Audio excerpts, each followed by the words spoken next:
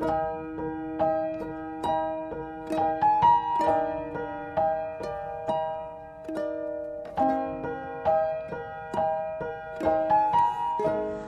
kami mengucap syukur kalau siang ini kami masih diberi kesempatan untuk mendengarkan sebagian visi hatimu dan firmanmu yang menjadi kekuatan vitamin buat kami. Kami percaya Tuhan, vitamin ini akan memampukan kami untuk berdiri teguh di akhir zaman. Kami semakin lama akan berjalan semakin kuat bersama Tuhan. Bukan berarti masalah kami selesai. Walaupun kami diterpa pada yang begitu beratnya, tapi kami tahu bahwa kekuatan Tuhan itu yang memampukan kami. Urapi bibir lidah hamba-Mu, lawat setiap kami yang bergabung siang ini, memiliki hati yang lapar dan haus akan kebenaran, dan semua kemuliaan itu kembali kepadamu. Di dalam nama Tuhan Yesus yang percaya berkata, amin. Ya, ada sukacita. Hari ini saya akan berkhotbah tentang bagaimana kita harus punya sikap percaya saja, ya. Kita tahu bahwa kalau kita lihat masa lalu, ya, kita belajar dari pengalaman. Kalau kita lihat masa yang sekarang, ini adalah satu kehidupan yang harus saudara lewati. Tapi di masa depan itu adalah satu kemenangan. Amin, saudara. Kita percaya bersama Tuhan itu, di masa yang depan itu saudara tidak perlu takut. Selalu ada pengharapan, masa depan saudara itu selalu ada, pengharapanmu itu tidak akan pernah hilang. Ya, kalau saudara baca di 2 Korintus 5 ayat 7, itu berkata gini, sebab hidup kami adalah hidup karena percaya, bukan karena melihat. Ya, diulang lagi, 2 Korintus 5 ayat 7, sebab hidup kami adalah hidup karena percaya. Suara dan gambar saya hilang ya. Hilang, saya melihat ada tulisan, apa benar suara gambar saya hilang? Ya, hidup kami yaitu hidup karena percaya, bukan karena melihat. Ya, di situ kita percaya bahwa hidup yang saudara hidupi hari ini, kalau saudara mengalami keterpurukan, itu pasti pertanyaannya, saudara banyak melihat kenyataan. Saudara banyak melihat masalah, makanya hidup saudara hari ini, hidupnya cenderung mengalami depresi. Tapi kalau kita taat sama firman, kalau hidup kami, ya, hidup itu karena percaya, saudara tidak akan pernah hari ini depresi. Walaupun saudara lihat keadaan terpuruk sekalipun, Tuhan cuma ingatkan kok buat saudara, hidupmu loh. Hidupmu itu bukan karena melihat Eli, bukan karena melihat suamimu, bukan karena melihat keuanganmu, ya.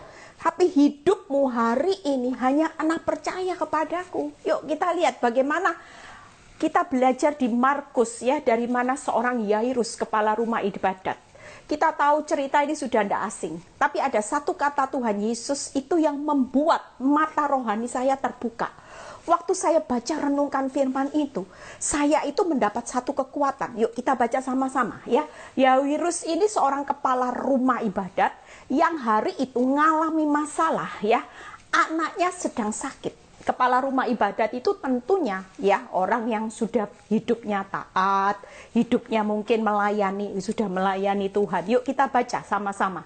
Markus 5, bagaimana hari ini kita harus menerapkan hidup, yaitu bukan melihat, tapi lebih banyak percaya. Kebanyakan manusia, walaupun orang benar, anak Tuhan, kebanyakan, coba saudara analisa, saudara hidup lebih banyak melihat kenyataan atau lebih banyak percaya. Sampai hari ini, saudara bisa mengevaluasi. Kalau saudara punya Tuhan yang besar, saudara tidak akan pernah hidup saudara hari ini. Hidup saudara itu lebih banyak melihat. Markus 5 ayat 22 dan 23. Kita belajar sama-sama. Saya belajar hari itu ketika saya menganalisa firman, saya mendapat kekuatan yang baru. Datanglah seorang kepala rumah ibadat yang bernama Yairus, ya, kepala rumah ibadat. Ketika ia melihat Yesus, tersungkurlah di depan kakinya. Yairus sudah melakukan sesuatu yang benar, sudah tersungkur, kepala rumah ibadat, sudah melayani, dan dia tersungkur di depan kaki Yesus, ya. Itu artinya dia sudah datang dengan kerendahan hati sebagai seorang hamba yang berkata, Tuhan tolong, dan memohon dengan sangat. Lihat ya saudara, ada kata-kata Yairus ini bukan hanya sudah tersungkur, tapi dalam bentuk dia sudah memohon. Hari ini seberapa banyak saudara dan saya sudah tersungkur dan memohon dengan sangat. Dan saudara berkata gini, saya ini sudah hidup taat loh Tuhan. Saya ini sudah hidup taat. Saudara lihat kata berikut, anakku perempuan sedang sakit dan hampir mati. Berapa banyak saudara dan saya hari-hari ini sudah tersungkur dan sudah memohon dengan sangat bahwa saudara berkata, Tuhan, ekonomi keuanganku ini sudah hampir mati. Mohon dengan sangat itu mungkin saudara sudah berderai air mata. Saudara bisa bilang gini, Tuhan tolong. Saya pernah mengalami keadaan seperti itu dan saya berkata gini, Tuhan aku mohon dengan sangat. Rumah tanggaku sudah di ujung tanduk Tuhan. Mungkin saudara banyak, toko saudara sudah hampir mati. Perusahaan saudara sudah hampir mati. Keadaan kesehatanmu dokter sudah menvonis dan dokter sudah berkata gini, angkat tangan. Tapi percayalah kita belajar dari keteladanan semua ini. Apa yang dilakukan? Dan datanglah kiranya letakkan tanganmu atasnya supaya ia selamat dan tetap hidup. Saudara tahu ya, Yairus ini luar biasa. Sudah datang tersungkur ya, memohon dengan sangat dan dia tidak bersungut-sungut, dia punya rasa percaya. Yairus berkata, datanglah, kiranya letakkan tanganmu Tuhan ke atas anakku, maka supaya ia selamat dan tetap hidup. Saudara dan saya juga hari-hari ini, saudara sudah melakukan hal yang sama. Tuhan, letakkan tanganmu atas tokoku, atas berkatku yang tertutup hari-hari ini, atas pekerjaanku, atas rumah tanggaku, atas suamiku, atas anak-anakku. Dan saudara sudah memohon dengan sangat. Kalau saudara baca dari ayat berikutnya, nanti saudara baca sendiri. Nanti kalau saya jelaskan di sini enggak. Saudara tahu apa yang dilakukan Tuhan ketika Yairus sudah dengan sikap yang benar. Tuhan apa segera menolong? Enggak. Ternyata dalam perjalanannya Tuhan malah berhenti, tidak segera menolong, menyembuhkan orang wanita yang 12 tahun pendarahan. Kalau dipikir Yairus kecewa enggak saudara? Kita sudah kepepet ya, kita sudah mohon, kita sudah benar hidupnya, kita sudah bilang gini, aku percaya loh Tuhan. Tapi Tuhan tidak segera menolong, justru Tuhan menolong wanita yang pendarahan. Saudara lihat Markus 5 ayat 35 sampai 36. Saudara lihat ya, sampai kesannya karena Tuhan tidak segera menolong. Ini kita baca sama-sama. Ketika Yesus masih berbicara, ya, saudara belajar pelan-pelan. Saya juga berusaha pelan-pelan supaya ini nancep, saudara, di pikiran saudara. Ini akan jadi rema yang membuat saudara dan saya akan bangkit dengan berkata, aku tidak akan takut menghadapi apapun. Amin. Lihat Markus 5 ayat 35 sampai 36. Ketika Yesus masih berbicara, datanglah orang dari keluarga kepala rumah ibadat itu dan berkata, anakmu sudah mati. Saudara, secara akal kepala rumah ibadat ini kecewa enggak? Kecewa. Secara akal siapa yang enggak kecewa? Dari waktu keadaan dia belum mati, dia sudah teriak, dia sudah tersungkur, memohon dengan sangat, saudara. Bahkan dia punya iman, Tuhan kalau kamu mau letakkan tanganmu aja, sembuh, selamat anakku. Tapi pada kenyataannya Tuhan tidak segera bertindak. Dan sampai yang terjadi kenyataannya mati. Bahkan murid-murid ya, kepala rumah ibadat dan berkata keluarganya, anakmu sudah mati, apa perlunya lagi engkau menyusahkan guru? Kenyataan mati Banyak suara sumbang yang berkata, apa gunanya engkau menyusahkan guru? Tetapi ayat 36, ini respon Yesus yang saudara perlu tahu. Kenapa setiap kali saya berkhotbah, jangan pernah lihat kenyataan. Tuhan tidak pernah jawab saudara menurut bukti. Lihat kata-kata Yesus. Tetapi Yesus ini katanya tidak menghiraukan perkataan mereka. Saudara lihat hari ini, faktamu boleh mati, faktamu boleh berkata, mana mungkin. Orang berkata gini, apa susahnya kamu berdoa, toh keadaan makin sulit, sukar, dan mana mungkin. Siang ini Tuhan berkata buat saudara dan saya, Yesus tidak menghiraukan fakta. Faktamu mau berbicara hancur, mati, bahkan bukti baik nol. Yairus bukti baik tidak ada saudara. Anaknya yang sudah didoakan seharusnya dia sudah punya iman percaya. Tapi justru Tuhan tidak segera melakukan sampai yang terburuk terjadi. Dan orang berkata mana mungkin. Tapi di situ kita lihat kata-kata Tuhan. Yesus tidak menghiraukan. Hari ini faktamu berbicara apapun. Pesan Tuhan. Yesus tidak pernah menghiraukan fakta. Yesus tidak pernah menghiraukan apa kata dunia. Kalau dunia berkata sulit, sukar, dan mana mungkin. Saudara lihat apa yang Yesus mau saudara dan saya lakukan siang ini.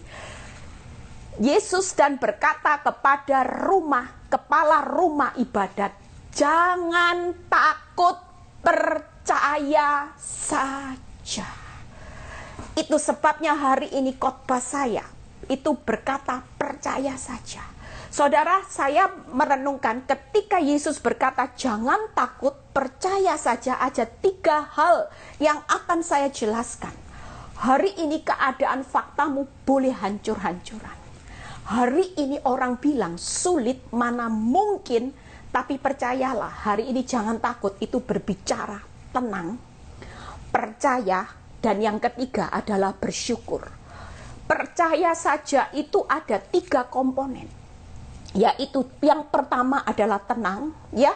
Kita percaya kalau Yairus tidak punya satu sikap ketenangan, dia tidak akan melihat. Saudara lihat ayat Markus 5 ayat 42. Ketika dia bisa tenang, dia ikut apa yang Tuhan perintahkan. Yairus tidak lagi ikut dengan apa kata keluarganya. Keluarganya bilang gini, anakmu sudah mati, percuma kamu menyusahkan guru. Untung Yairus tidak dengar apa kata keluarganya, orang terdekatnya. Seringkali kita ini sering dengar apa kata orang, apalagi orang-orang terdekat kita. Tidak semuanya sesuai dengan apa yang Tuhan mau. Siang ini kita percaya Yairus itu tenang saudara. Yairus itu percaya. Dan dia bisa mengucap syukur walaupun anaknya meninggal. Dia tetap percaya bahwa Tuhan itu pasti baik. Saudara lihat Markus 5 ayat 42. Apa yang dia lakukan Tuhan? Seketika. Saudara ucapkan seketika itu juga anak itu bangkit berdiri dan berjalan sebab umurnya sudah 12 tahun. Semua orang yang hadir sangat takjub. Kalau saudara lihat peristiwa ini, mujizatnya seketika. Tapi buat Yairus tidak gampang saudara. Lihat mujizat seketika. Wow, saudara mungkin kalau lihat dari posisi Yairus, waktu dia sudah tersungkur, waktu dia sudah merendahkan hati dan punya iman percaya, dia tahu Yesus segera melakukan, tapi tidak segera terjadi. Bahkan keadaan Yairus butuh proses saudara. Dari keadaan sakit keras sampai meninggal, dia tetap pegang teguh imannya. Ketika Yesus berkata, Yairus, jangan takut, percaya saja. 3 hal yang saya akan bahas hari ini kalau saudara di posisi yang sudah di titik nadir. Saudara butuh mujizat yang Tuhan lakukan seketika.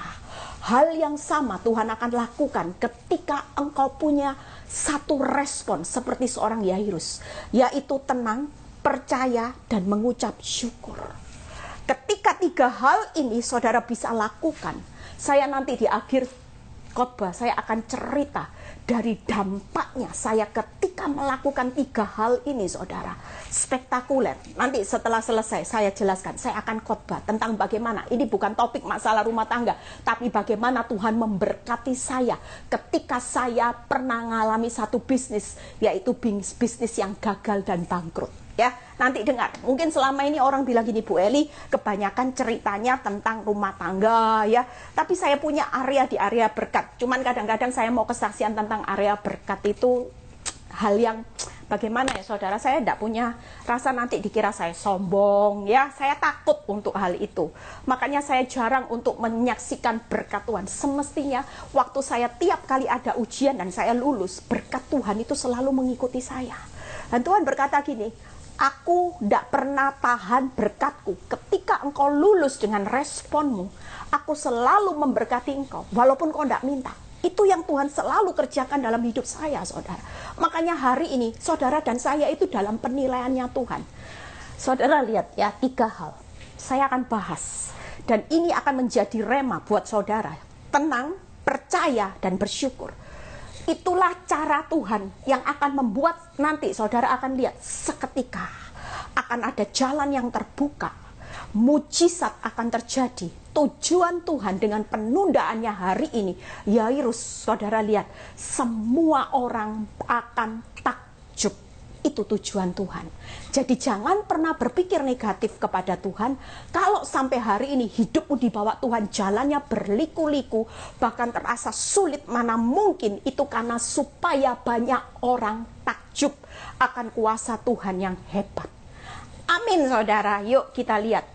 Hari ini percaya 3 hal, jangan takut. Kita buka Mazmur 22 ayat 2 dan 3. Kita belajar dari seorang Daud. Daud ini juga melakukan seperti apa yang Yairus alami. Dia juga mengalami masalah yang berat. Saudara lihat, yuk kita baca Mazmur 22 ayat 2 dan 3. Allahku, Allahku, mengapa engkau meninggalkan aku, ya, dan tidak menolong aku? Lihat ya, saudara dan saya pasti mengalami seperti Yairus, seperti Daud juga. Hari ini mungkin saudara sudah tersungkur, rendah hati, taat, tapi Tuhan tidak melakukan apapun. Dan Daud juga berkata, Tuhan, mengapa engkau itu meninggalkan aku? Aku ini sudah berseru, tetapi engkau tetap jauh dan tidak menolong aku. Yang ketiga, Allahku, aku berseru-seru pada waktu siang, tetapi engkau tidak jawab aku. Pada waktu malam, tetapi tidak juga aku tenang. Saudara dan saya hari ini mungkin mengalami hal yang sama. Saudara sudah berseru sama Tuhan, kelihatannya Tuhan itu tidak lakukan sesuatu, malah rasanya jauh. Saudara hari ini sudah berseru-seru siang dan malam, tapi Tuhan juga tidak lakukan sesuatu. Bahkan keadaanmu diizinkan makin kacau balau, makin rumit. Istilahnya itu benang itu kayak makin rumit, saudara. Saudara makin merasa bahwa aduh Tuhan gimana ini. Dan saudara lihat ya, Mazmur 22 ini jawabannya. Jawabannya kenapa saudara dan saya hari ini Tuhan bilang gini, nak jangan takut. Ini jawabannya. Mazmur 22 ayat 25. Sebab ia, Tuhan, tidak memandang. Ini kesimpulan Daud. Di awal dia bilang gini, Tuhan itu jauh, Tuhan itu tinggalkan aku. Tuhan itu tahu loh, aku ini sudah berseru-seru, aku ini orang benar Tuhan. Tapi Tuhan tidak jawab. Tuhan tidak jawab. Tuhan jawab akhirnya. Daud di akhir kesimpulannya dia berkata gini, sebab Tuhan itu tidak memandang hina ataupun merasa jijik kesengsaraan orang yang tertindas. Itu yang pertama. Tuhan tidak pernah memandang hina atau jijik lihat kesengsaraanmu. Sekalipun kesengsaraan, masalah yang kau hadapi itu karena perbuatan dosamu. Banyak orang mengintimidasi itu karena perbuatan dosamu. Makanya Tuhan kasih kamu teladan. Siang ini kita tahu Tuhan tidak pernah memandang hina ataupun jijik kesengsaraan orang yang tertindas.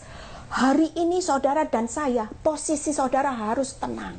Tidak usah takut. Tuhan itu tidak pernah pandang hina kesengsaraanmu. Semua air mata kesengsaraanmu ditampung di dalam kirbatnya. Apakah Tuhan itu berdiam-diam itu tidak melakukan sesuatu? Tidak. Semua sedang di dalam proses. Air mata, air liur, apa yang saudara tumpahkan, curhatan hati, saudara rasa sakitmu, itu semua ditampung sama Tuhan, diproses. Tidak dipandang hina, tidak dianggap sia-sia, ditampung saudara. Nanti pada akhirnya saudara akan melihat rasa sakitmu itu akan berbuahkan sesuatu berkat kemuliaan yang tidak sebanding dengan rasa sakitnya. Amin saudara.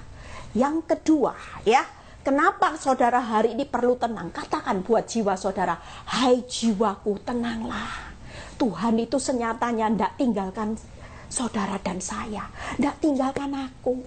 Dia tidak pernah pandang aku hina, walaupun aku ini orang berdosa.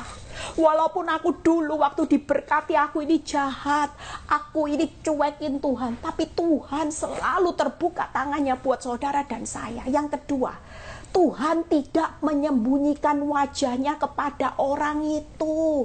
Orang yang hina ini loh saudara, Tuhan bilang gini, aku ini tidak pernah loh.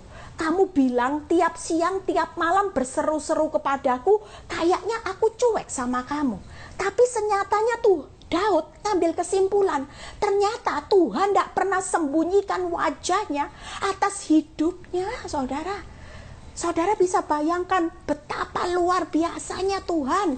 Itu yang kedua. Yang ketiga, Tuhan mendengar ketika orang itu berteriak minta tolong kepadanya. Tidak ada dalam kamusnya Tuhan, saudara berteriak, Tuhan itu tutup telinga. Tidak. Tuhan itu selalu membuka telinganya lebar-lebar atas teriakan saudara, Tuhan tolong. Seperti Yairus, Tuhan mohon sangat tolong, anakku ini sudah hampir mati. Aku percaya kalau engkau menaruh tanganmu, anakku sembuh. Saudara hari ini tetap tenang. Katakan, hai jiwaku tenang. Karena Tuhan tidak pernah pandang hina, kesengsaraan, tidak pernah pandang jijik. Bahkan Tuhan tidak pernah menyembunyikan wajahnya. Bahkan Tuhan tidak pernah menutup telinganya atas teriak saudara dan saya minta tolong. Kalau iblis mulai mengintimidasi hidupmu bahwa Tuhan cuek, Tuhan itu memandang engkau sebelah mata karena engkau berdosa, saudara mulai bacakan firman ini. Saudara mulai tengking, mulai lawan iblis dengan iman yang teguh supaya dia lari. Amin saudara. Kita percaya hari ini, saudara seburuk apapun hari ini, kita punya Tuhan. Dia tahu bagaimana cara menolong masalah saudara dan saya karena dia pernah dicobai. Ibrani 2 ayat 18. Yang ketiga ya, waktu saudara minta teriak, saudara minta tolong hari ini sudah sampai kepada Tuhan. Pesan Tuhan siang ini, jangan jemu-jemu untuk berdoa. Jangan pernah merasa capek untuk berdoa. Senyatanya tidak ada doa yang berlalu sia-sia. Doa orang benar itu besar kuasanya ya. Khususnya buat ibu-ibu, saya hampir lupa tadi. Ada banyak ibu-ibu yang selalu bertanya pada saya, Bu Eli, kalau suami ya diizinkan melakukan sesuatu, apa yang saya lakukan? Misalnya Bu Eli, suami saya hari ini saya tahu, suami saya sedang pergi ke wanita ini. Masa sih Bu Eli saya diam? Apa boleh saya datangi rumahnya wanita ini? Saya tahu Bu Eli alamatnya. Saya mau bicara baik-baik. Saya cuman berkata buat ibu-ibu, daripada seperti itu gambling. Iya kalau suamimu tidak marah, kalau kamu diusir, kalau kamu dipukul, malu ndak? Kita punya kuasa kok.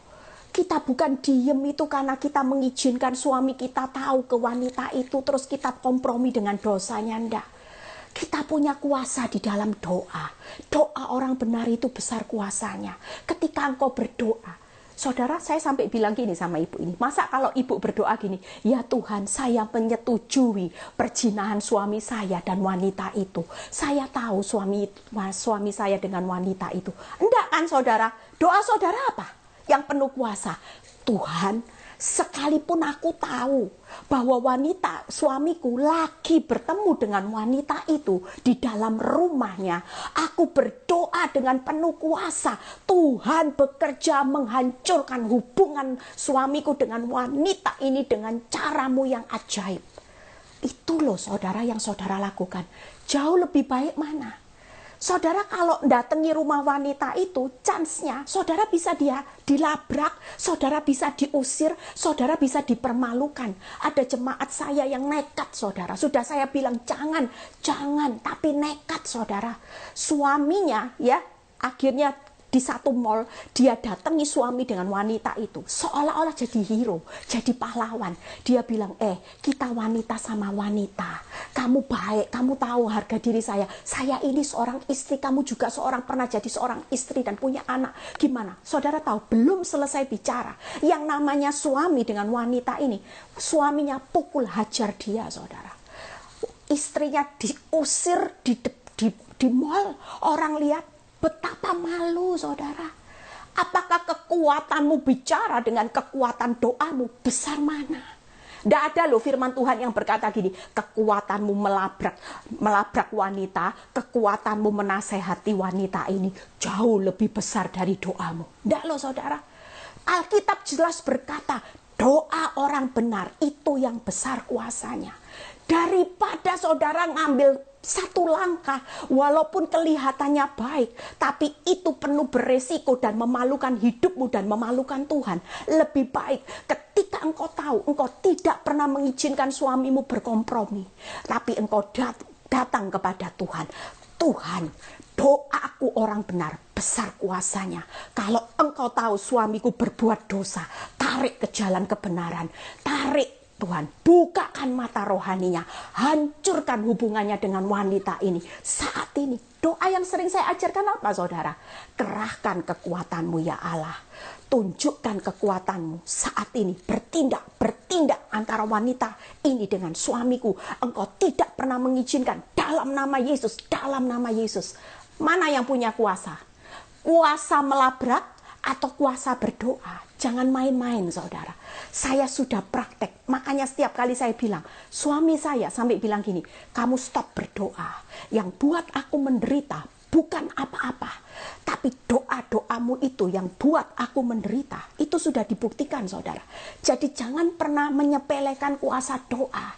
Karena ketika engkau doa dan engkau sertai dengan iman yang percaya, doamu itu akan punya kekuatan super power. Amin saudara. Doa itu menembus di alam roh saudara, di mana-mana saudara. Suamimu mau lagi berjinab, saudara lagi berdoa, keuanganmu hari ini pun dengan kuasa doa itu dahsyat. Yuk kita buka. Saudara tahu tujuan Tuhan, kalau saudara baca dari urutannya Daud di Mazmur 22 ayat 31-32, ternyata penundaan Tuhan itu tujuannya bukan menghancurkan. Saudara baca Mazmur 22 ayat 31 dan 32. Dua ayat lagi kita selesai. Anak-anak cucu akan beribadah kepadanya dan akan menceritakan tentang Tuhan. Kepada angkatan yang akan datang, mereka akan memberitakan keadilannya kepada bangsa-bangsa yang akan lahir nanti. Sebab ia telah melakukannya. Kalau Yairus tadi tujuannya Tuhan apa? Ada banyak orang yang sangat takjub melihat mujizat yang seketika Tuhan membangkitkan anak Yairus. Daud juga ngalami saudara. Ternyata tujuan Tuhan sampai dia berkata, Tuhan kok tidak tolong saya? Kapan Tuhan? Engkau kelihatan jauh. Ternyata Daud menyadari semua penundaan Tuhan yaitu supaya kita beribadah. Anak cucu kita nanti akan melihat kemuliaan Tuhan yang besar yang saudara akan nyatakan buat banyak orang. Amin. Amin saudara. Jadi hari ini masalahmu yang rumit, yang mana mungkin mustahil dari keadaan sekarat jadi mati, ternyata tidak ada dalam kamusnya Tuhan untuk membuat hidupmu hancur. Semua untuk membuat orang takjub. Amin. Dan dan kehidupan ibadahmu akan menjadi makin luar biasa. Jujur, hidup ibadah saya hari ini bersama Tuhan sebelum proses dan sesudah proses sampai 11 tahun lebih sangat beda. Sangat-sangat beda. Saya punya rasa lapar dan haus akan kebenaran, mengasihi Tuhan sangat beda. Justru itu yang membuat saya kagum dengan cara Tuhan. Yuk kita baca lagi.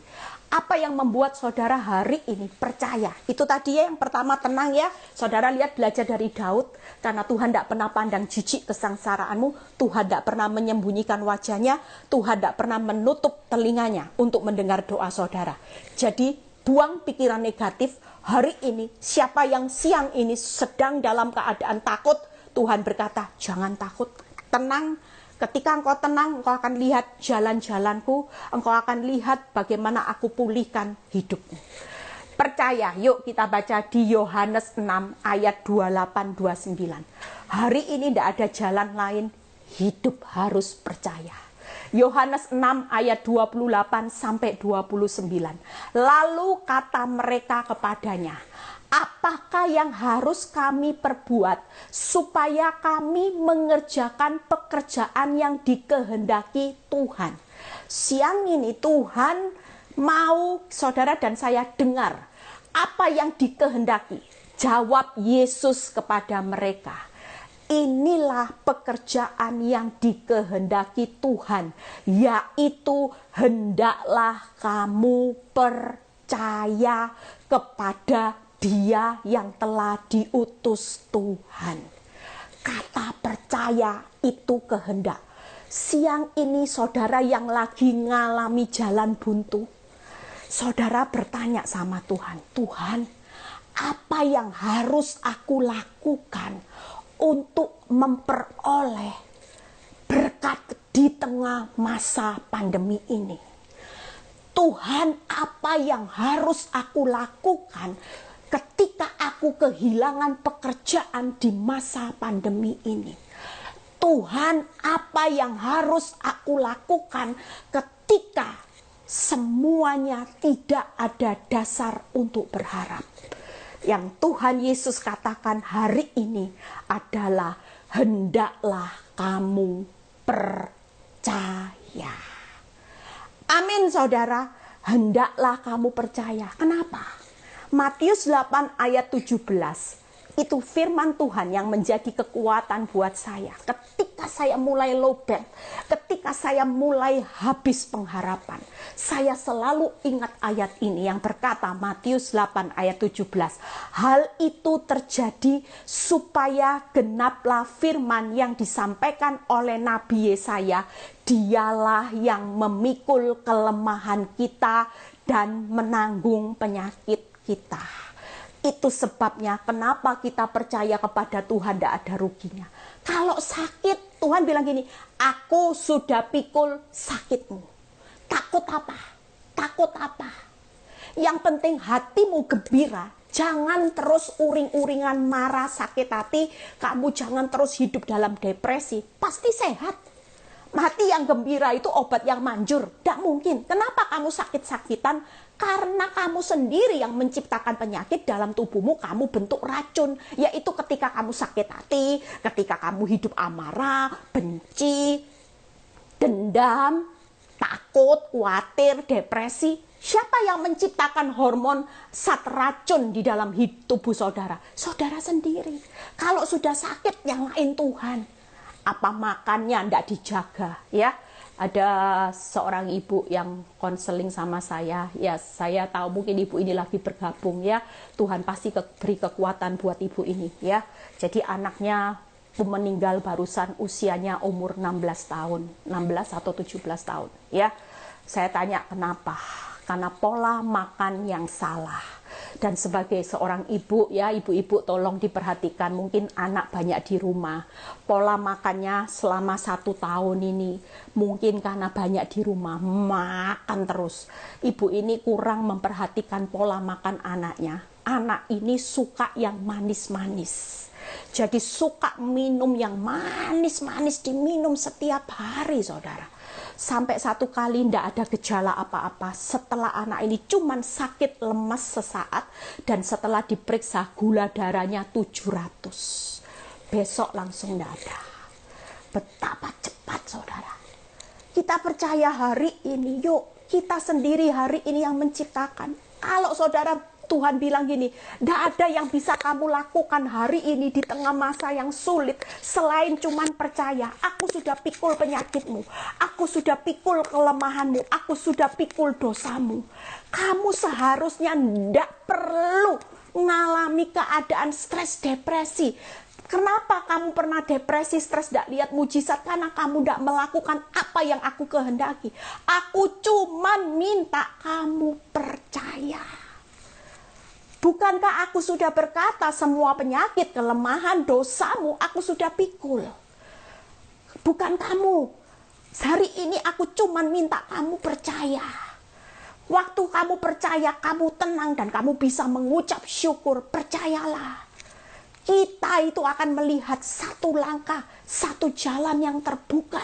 Kita dituntun setiap hari, setiap saat untuk melihat bagaimana rencana Tuhan. Mungkin rencanamu tidak tergenapi seperti saya. Rencana saya makin kacau balau. Waktu saya menggenapi rencana Tuhan, rencana saya makin kacau balau. Rumah tangga saya makin kacau balau, makin rumit saudara. Makin orang bilang sulit, sukar mana mungkin. Tapi yang saya lihat, yaitu rencana Tuhan tergenapi atas hidup saya. Banyak orang takjub hari-hari ini melihat kuasa Tuhan yang dahsyat. Banyak orang, teman saya sendiri takjub. Dia bilang gini, loh Eli itu kok bisa ya jadi hamba Tuhan. Tidak ada potongan. Sekolah aja tidak pernah loh sekolah Alkitab. Terus dia itu dulu, aduh juteknya, judesnya. Aduh, Eli itu tahu dulu itu orangnya tidak kenaan. Orangnya itu sangat sensi, gampang emosi, sombong, komplit dah. Orang lihat takjub dah, Tuhan bisa mengubah saya jadi seorang hamba Tuhan. Orang bisa melihat, jujur kalau saudara nanti kalau main ke Surabaya, ya tanya mbak saya yang sudah hampir 15 tahun ikut saya. Tanya saksi hidup. Dia yang tahu perubahan hidup saya. Dari sebelum proses ya, setengah proses, setengah jadi, sampai akhir proses. Tanya perbedaannya. Dia yang tahu jelas. Saya tidak mungkin bohong kalau dia. Dia sampai ngomong sama saya lihat bagaimana hidup saya diperbarui dari hari ke hari. Amin saudara. Hari ini percayalah, semua proses itu untuk merubah hidupmu. Yang penting hari ini tetap tenang, percaya, jangan takut. Kalaupun hari ini hidupmu masih ada dalam penundaan Tuhan, kita belajar seperti seorang Lazarus. Yohanes 11 ayat 40. Kenapa Tuhan masih menunda? Yang tadi membuat orang takjub, yang dua Daud, supaya keturunanmu nanti akan menceritakan betapa besar dan hidupmu beribadah. Jawab Yesus, Yohanes 11 ayat 40. Bukankah sudah kukatakan kepadamu, jikalau engkau percaya, engkau akan melihat kemuliaan Allah. Lihat saudara, hari ini penundaanmu ini bukan untuk menghancurkan. Hari ini penundaan masalah saya sampai 11 tahun. Itu bukan untuk menghancurkan saya, ketiga anak saya, suami saya. Walaupun kelihatan orang dunia hidup keadaan keluarga saya hancur-hancuran saudara. Tapi Tuhan membuktikan hancur enggak?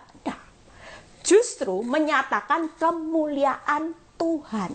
Yang pertama, apa yang saudara alami ketika Lazarus dibangkitkan sudah mati 4 hari? Yohanes 11 ayat 14-15. Supaya kita belajar untuk percaya, dimurnikan iman. Itu loh kemuliaan Tuhan. Kita baca, karena itu Yesus berkata dengan terus terang, Lazarus sudah mati. Tetapi syukurkah. Lihat ya, saudara, kalau normal orang itu dari sakit keras sudah teriak-teriak minta tolong sama Tuhan. Tuhan tidak segera datang, malah sengaja. Ayatnya berkata Tuhan sengaja tidak segera tolong Lazarus. Orang bilang apa? Tuhan itu jahat. Tuhan itu padahal sudah minta tolong, Tuhan tega. Tapi pemikiran Tuhan ngomong apa? Sama muridnya berkata gini, Yesus berkata dengan terus terang, tetapi syukur.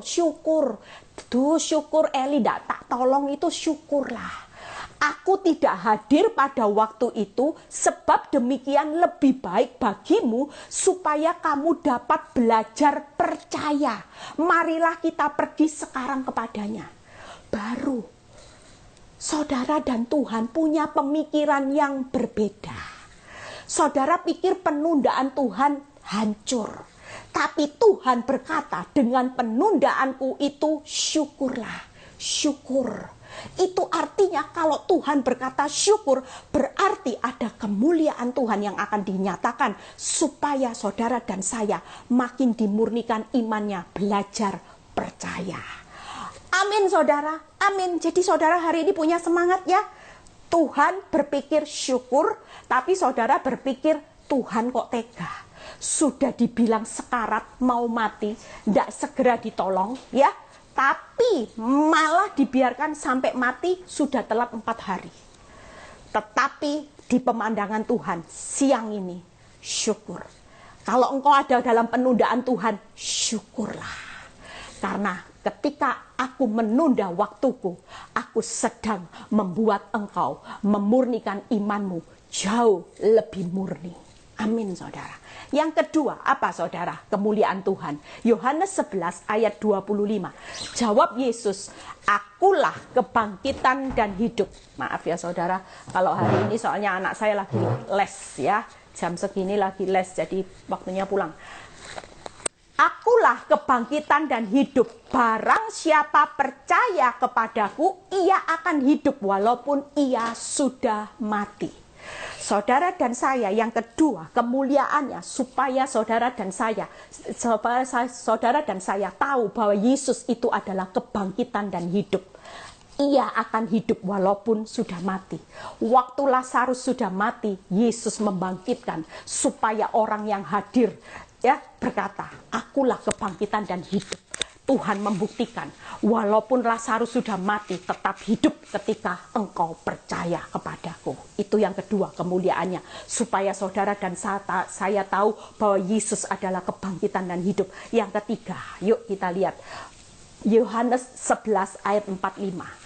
Banyak di antara orang-orang Yahudi, Yohanes 11 ayat 45, banyak di antara orang-orang Yahudi yang datang melawat Maria dan yang menyaksikan sendiri dengan matanya apa yang telah dibuat Yesus, percaya kepadanya. Ada banyak orang yang makin percaya kepada Yesus saat melihat prosesmu yang begitu seperti jet coaster.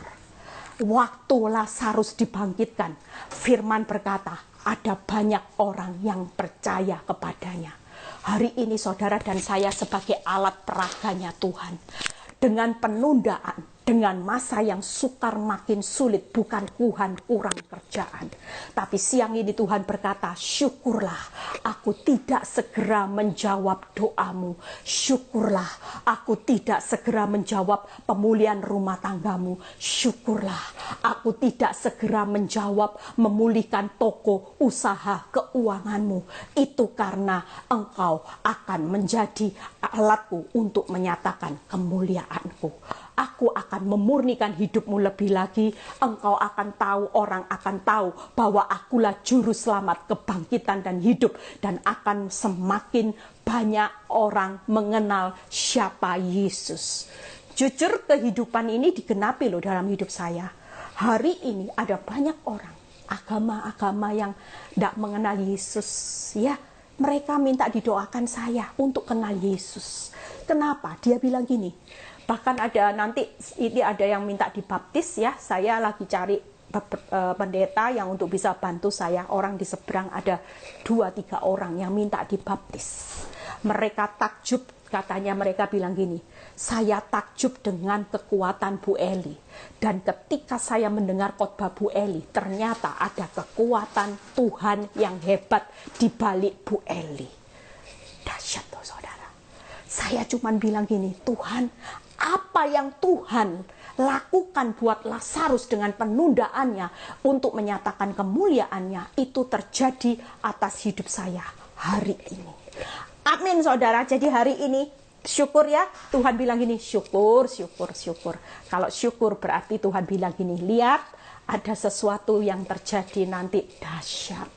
Kalau aku berkata syukur itu bukan hal yang buruk yang terjadi, jangan dengar intimidasi iblis. Wow, waktunya berjalan terus, nanti tidak bisa kesaksian. Yang ketiga sudah selesai, bersyukur. Bersyukur itu kenapa? Kalau saudara baca di Mazmur 103 ayat 2 dan 8, saya selalu membawa ayat ini. Kalau lagi diintimidasi iblis, saya juga berkata gini, Mazmur 103 ayat 28. Saudara catat ayat-ayat ini semua, buat saudara ketika saudara mulai lobet, saudara mulai diserang habis-habisan sama iblis, saudara mulai keluarkan senjata untuk menangkal semua tipu daya iblis. Pujilah Tuhan hai jiwaku. Yuk kita hari ini mau bersyukur, pujilah Tuhan hai jiwaku. Jangan lupakan kebaikannya. Jangan lupakan segala kebaikannya. Tuhan adalah penyayang, pengasih, panjang sabar, berlimpah kasih setia. 4P. Tuhan itu penyayang, pengasih, panjang sabar, penuh kasih setia. Itu selalu jadi pegangan buat hidup saya. Ketika mengalami keadaan yang buruk, saya selalu berteriak. Saya mau berteriak, Tuhan, Engkau itu penyayang, pengasih, panjang sabar, penuh kasih setia. Eli takut apa? Pujilah Tuhan, hai jiwaku. Jangan lupakan segala kebaikannya, karena Dia itu penyayang, pengasih, panjang sabar, penuh kasih setia. Itu yang saya ucapkan, itu yang perlu saudara ucapkan, sehingga ketika saudara bersyukur, Mazmur 50 ayat 23, saudara sedang memuliakan nama Tuhan. Saudara lihat Mazmur 16 ayat 11 ya. Kita bersyukur kenapa? Karena baca sama-sama Mazmur 16 ayat 11. Daud berkata gini, Engkau memberitahukan kepadaku jalan kehidupan. Di hadapanmu ada sukacita berlimpah-limpah. Di tanganmu ada nikmat senantiasa.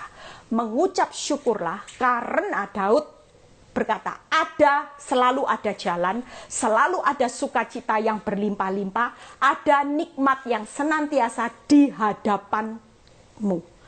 Hari ini tidak ada alasan untuk tidak bersyukur kalau saudara tahu selalu ada jalan, ada sukacita yang berlimpah-limpah, ada nikmat. Makanya ikut Tuhan itu walaupun di jet coaster, walaupun spot jantung, tapi hauje sencingping. Nikmat senantiasa. Ternyata Daud yang ngomong saudara, nikmatnya senantiasa hauje saudara. Jangan mikir ikut Tuhan sakit, menderita selamanya. Ndak. Di hadapanmu selalu ada sukacita. Itu artinya ketika engkau setia, di hadapanmu bukan bencana saudara. Di hadapanmu ada jalan kehidupan. Di hadapanmu ada sukacita yang berlimpah-limpah. Ada nikmat yang senantiasa. Hari ini tidak ada lain, saya sudah selesai. 10 menit cukup untuk bersaksi yang singkat, jelas tentang keuangan ya. Saudara percaya 3 hal ini lakukan ya. Yang pertama apa tadi saudara? Tenang. Yang kedua apa? Percaya, syukur. TPS. Tenang, percaya, syukur. Gampang ingatannya. TPS. Kalau ada penundaan, lakukan ini. Jangan takut ya.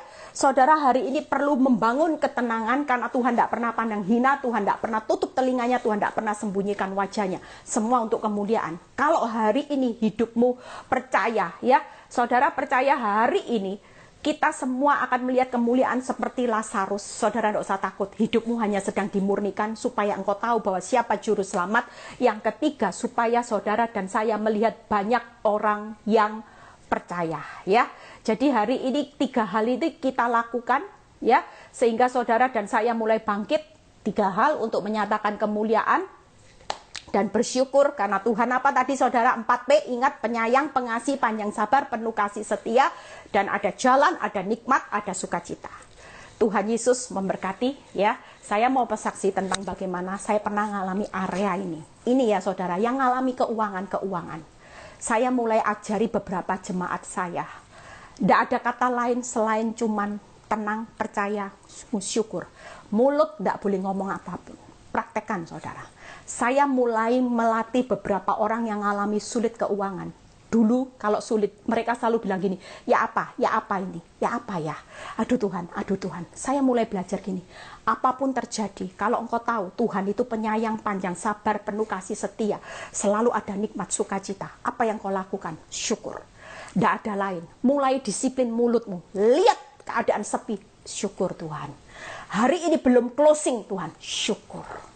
Hari ini, saya di awal proses, ini cerita kesaksian saya.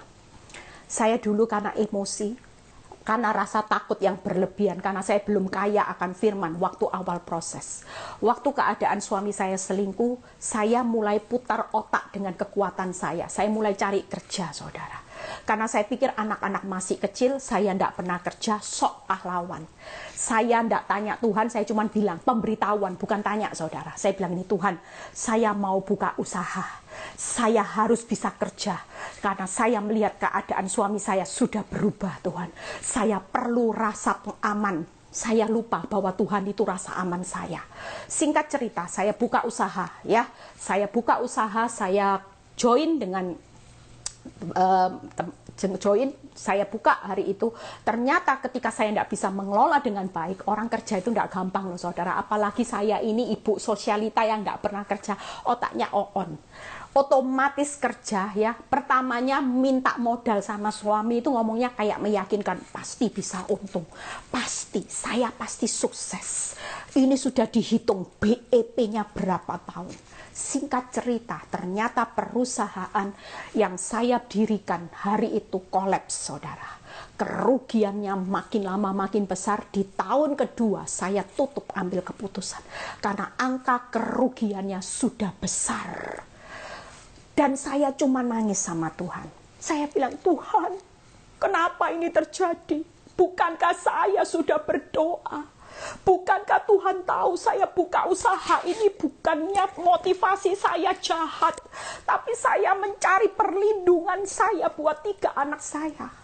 Tapi saudara, ketika Tuhan cuma berkata syukuri, yang salah Tuhan ingatkan, kamu terlalu cepat ambil keputusan, kamu tidak percaya siapa aku. Hari itu saudara, ketika Tuhan cuma bilang syukuri, dan saya tidak marah sama Tuhan, saya tidak kecewa, saya cuma ngomong sama Tuhan, ya wislah Tuhan, rugi memang, lihat angkanya sakit. Hari itu saya dimarahi suami saya makin benci sama saya. Dia bilang gini, memang kamu ini otaknya otak, sudah tidak bisa kerja, ngabisin uang. Semakin benci saudara, karena saya tidak bisa buktikan bahwa saya bisa jadi orang istri yang bisa kerja, menghasilkan uang, malah menghabiskan uang. Iya. Singkat cerita, ketika saya bersyukur di tengah angka yang 2 tahun minus, saya deredek saudara. Tapi Tuhan luar biasa. Saudara tahu mujizat yang Tuhan buat. Secara akal, orang bilang gini, sulit, susah. Orang mungkin berkata, mati sudah, hancur-hancuran sudah. Tapi ketika Tuhan berkata, jangan takut, percaya saja, syukuri. Hari itu saya bersyukur, saya tidak mau tahu. Saya tahu angka kerugiannya besar. Dan ketika saya mulai jual aset-aset mesin, saudara tahu, mesin itu kalau dijual, nilainya cuma tinggal 10%. Aduh Tuhan, 10% saudara dijual, tidak ada nilainya saudara. Hari itu saya ingat Tuhan berkata syukur. Dan saudara tahu, apa yang membuat saya kagum dengan cara Tuhan?